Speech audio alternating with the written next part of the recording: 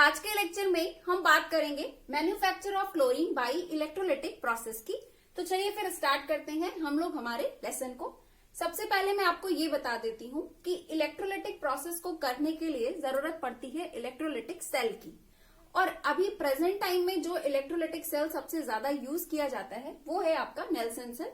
तो यहाँ पर आज के लेक्चर में हम लोग नेल्सन सेल का यूज करके क्लोरीन के मैन्युफैक्चर को डिस्कस करेंगे।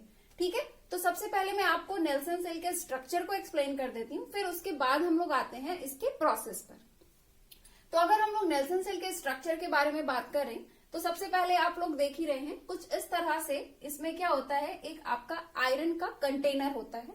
इस आयरन के कंटेनर में आपका एक यू शेप जो होता है स्टील, परफोरेटेड स्टील मौजूद होती है जो कि वर्क करती है एज ए कैथोड। ओके, यहाँ पे जो परफोरेटेड टर्म लिखा गया है, परफोरेटेड का मतलब होता है कि जो यहाँ पर यू शेप स्टील यूज की जा रही है एज ए कैथोड, इसमें होते हैं आपके माइन्यूट से पोर्स। इस पे क्या होता है, पूरा ये छिद्रित होता है, इसमें पोर्स मौजूद होते हैं, इसीलिए इसको परफोरेटेड स्टील कैथोड बोला जाता है। ओके, चलिए ये तो कैथोड की बात हो गई। अब आ जाते हैं एनोड में। तो यहाँ पर आप देख रहे हैं, यहाँ पर एक छड़ आपको लटकी हुई दिखाई पड़ रही है। ये जो होती है ये आपकी ग्रेफाइट की बनी होती है, ये आपकी ग्रेफाइट रॉड होती है जो कि वर्क करती है एज ए एनोड। ओके, तो यहाँ पर कुछ ज्यादा है नहीं इसके स्ट्रक्चर में। एक आपका यहाँ पे आयरन का कंटेनर है, उसके अलावा आपका ये कैथोड है और ये आपका एनोड है। उसके अलावा इसमें कई सारी ओपनिंग्स होती है। बस ये इसका सिंपल सा स्ट्रक्चर होता है। अब आ जाते हैं हम लोग इसके प्रोसेस पे कि कैसे इसमें क्लोरीन का मैन्युफैक्चर किया जाता है। ठीक है, तो उसके लिए सबसे पहले करते क्या है, सबसे पहले यहाँ पर प्रोवाइड किया जाता है ब्राइन। ये वाली जो आपको ट्यूब दिखाई पड़ रही है, यहां से इस पे प्रोवाइड किया जाता है ब्राइन।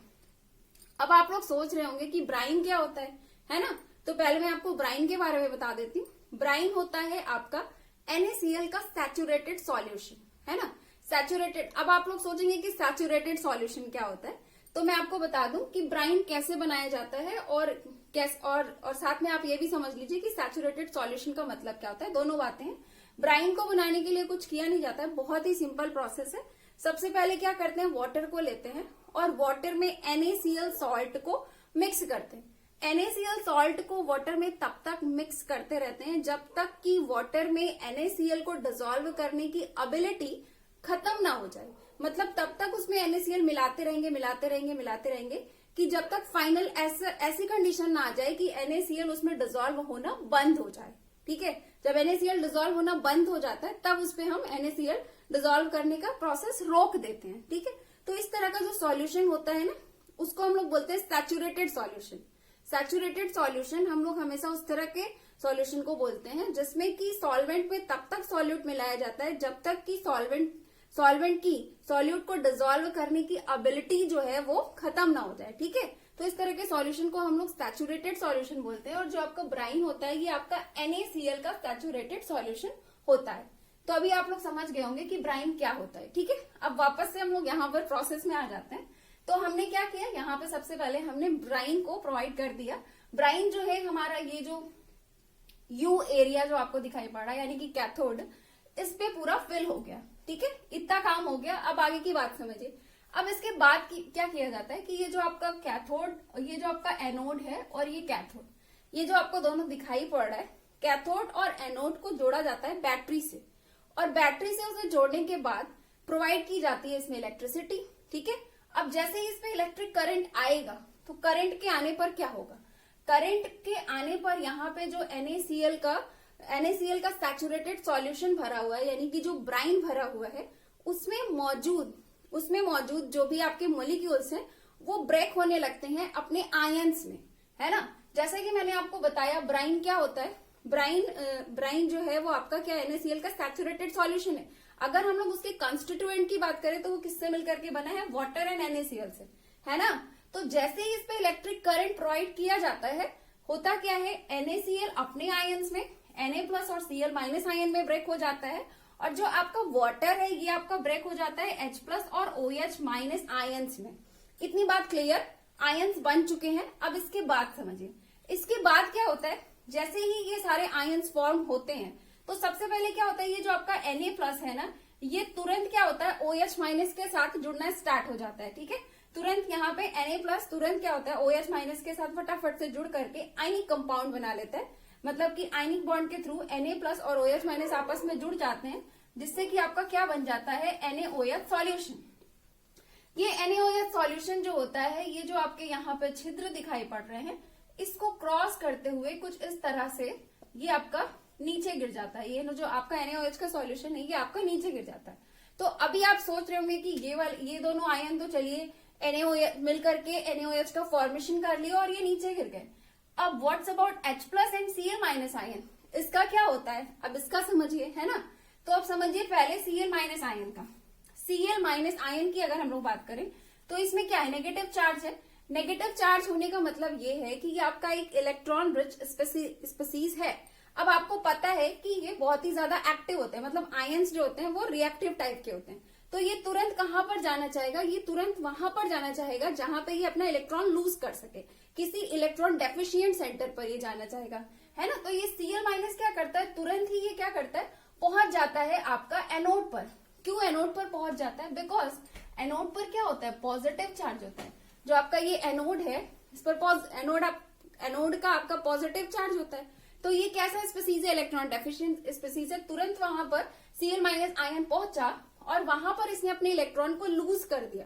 इलेक्ट्रॉन को लूज कर, जैसे ही इसने इस इलेक्ट्रॉन को लूज किया तो ये किसमें कन्वर्ट हो जाएगा, Cl- आयन से ये किसमें कन्वर्ट हो जाएगा, Cl2 मॉलिक्यूल में। जैसा कि आप यहाँ पर देख सकते हैं, एनोड पर Cl- आयन पहुंचा और इसने अपने इलेक्ट्रॉन को लूज किया और कन्वर्ट हो गया किसमें, Cl2 में। ठीक है, Cl2 मॉलिक्यूल में ये कन्वर्ट हो गया। ठीक है, तो एनोड पर इसका क्या हो गया, ऑक्सीडेशन। इलेक्ट्रॉन को लूज करने का क्या मतलब होता है, इलेक्ट्रॉन को लूज जो करता है इस प्रोसेस को हम लोग क्या बोलते हैं, ऑक्सीडेशन बोलते हैं, है ना। तो इसका ऑक्सीडेशन हो गया और Cl2 बन गया। तो ये जो Cl2 गैस बनती है, ये तुरंत ही क्या करती है, ये यहाँ से बाहर निकलने लग जाती है। बिकॉज Cl- आयन यहीं पर आया है और यहीं पर ये सारे आयन ऐसे आए हुए हैं यहीं पे। तो क्या होगा, यहीं पे तुरंत ये ऑक्सीडेशन होगा और तुरंत ये Cl2 में कन्वर्ट होके यहाँ से बाहर निकल जाएगा। तो इसे एक सेपरेट कंटेनर में क्या करते हैं, कलेक्ट कर लेते हैं। ठीक है, अब H+ आयन की बात कर लेते हैं। H+ आयन क्या है, H+ आयन आपका इलेक्ट्रॉन डेफिशिएंट स्पीसीज है ना। पॉजिटिव चार्जेस में इलेक्ट्रॉन की कमी है, तो ये वहां पर जाना चाहेगा जहां पर क्या हो, इलेक्ट्रॉन एक्सेस में हो। और इलेक्ट्रॉन कहां पर एक्सेस में होता है, आपके कैथोड में। बिकॉज कैथोड पर क्या है, आप देख रहे हो, नेगेटिव चार्ज है ना। तो कैथोड पे नेगेटिव चार्ज है, यहाँ पे इलेक्ट्रॉन एक्सेस में है। H+ पहुंच गया आपके कैथोड पर, यहाँ पे ये जो आपका कैथोड दिखाई पड़ रहा है यहाँ पर पहुंच गया। H+ आयंस यहाँ पर कैथोड के पास ऐसे पहुंच गए। अब तुरंत इसने क्या किया, तुरंत यहाँ से इसने इलेक्ट्रॉन को गेन किया। यहाँ पर आप देख सकते हो कैथोड पर H+ आयन ने इलेक्ट्रॉन को गेन किया और ये कन्वर्ट हो गया आपका H2 में, H2 मॉलिक्यूल में, यानी कि हाइड्रोजन गैस में कन्वर्ट हो गया। और फिर ये हाइड्रोजन गैस जो होती है वो यहाँ से इस छिद्र को पार करते हुए आपकी यहाँ से बाहर निकल जाती है। ठीक है, ये सारे H+ आयन इस एरिया में, यहाँ पे सब जगह पहुंच जाएंगे यहाँ से, और इस एरिया पे आ जाएंगे, तुरंत यहाँ पे पूरे इस एरिया में आ जाएंगे और इस ओपनिंग से पूरा बाहर निकल जाएंगे। तो इसे करते हैं क्या, एक सेपरेट कंटेनर में कलेक्ट कर लिया जाता है। ठीक है, तो यहाँ से अभी आप लोग समझ गए होंगे कि नेल्सन सेल का यूज करके क्लोरीन तो बनती ही है, लेकिन क्लोरीन के बनने के साथ साथ यहाँ पर आप देख सकते हैं NaOH का सॉल्यूशन भी बनता है और हाइड्रोजन गैस भी बनती है। ठीक है, तो यहाँ पे आपका नेल्सन सेल का यूज करके, या फिर ये कह लीजिए कि इलेक्ट्रोलाइटिक प्रोसेस के थ्रू आपका क्लोरीन का जो मैन्युफैक्चर है वो कंप्लीट हो गया है। अब एक बात मैं आपको और बता देती हूँ कि बाई चांस आपसे एग्जाम में कभी NaOH सॉल्यूशन का अगर मैन्युफैक्चर पूछता है बाय द इलेक्ट्रोलाइटिक प्रोसेस, तो भी आप इस आंसर को लिख सकते हो। और अगर आपसे हाइड्रोजन के मैन्युफैक्चर के लिए पूछता है इलेक्ट्रोलाइटिक प्रोसेस, तो भी आप इस प्रोसेस को वहां पर लिख सकते हो। बिकॉज इस प्रोसेस के थ्रू क्लोरीन तो बनाया ही जाता है, हाइड्रोजन भी बनाया जाता है और NaOH सॉल्यूशन भी बनाया जाता है। ठीक है, तो यहाँ पे हमारा ये टॉपिक कंप्लीट हो गया है। अब हम लोग मिलेंगे नेक्स्ट लेक्चर में। Have a nice day, thank you so much.